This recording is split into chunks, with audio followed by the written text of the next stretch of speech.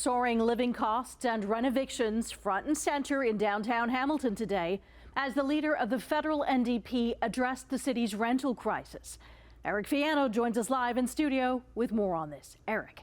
Hi, Taz. Singh outlined a plan today that he says will help lower rent, stop renovictions, and save affordable homes for people who need them. And he's calling on the minority Liberal government to cooperate. Because while people across this country are worried about the cost of groceries going up, the cost of the rent going up, the cost of the mortgage going up, here in this cooperative, one thing that they know for certain is they're not worried about their homes. Singh, local NDP MP Matthew Green, and Hamilton Mountain MPP Monique Taylor met with members of the Corktown Co-op on Forest Avenue, saying they have a plan to allow for more co-op homes like it in the city.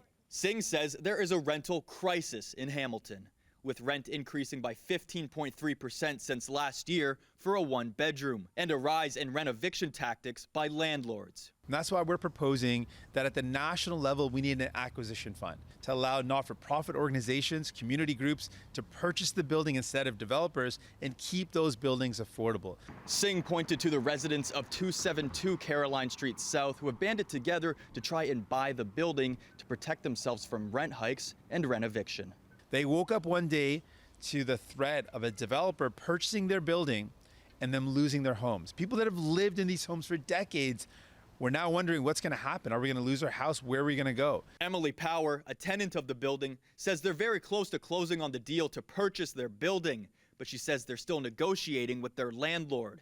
She says while a federal acquisition fund would help, more needs to be done. I think there needs to be a much larger strategy to combat that kind of renoviction profit seeking by landlords. And I think a huge part of that can come from tenants getting organized and pushing back.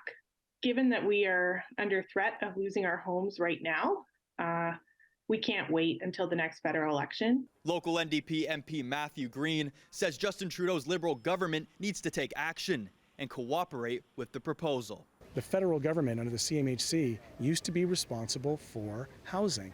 They have shirked their responsibilities. They downloaded it to the provinces, and then in the 90s, the provinces downloaded it on municipalities.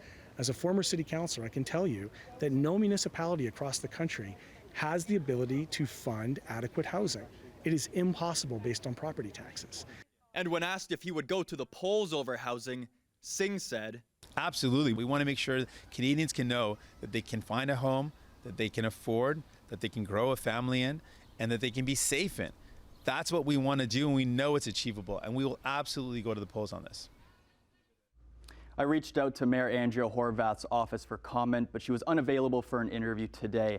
However, Ward 4 Councillor Tammy Huang tells me the council believes housing is a right. She says support from the federal government and provincial government would be a major help.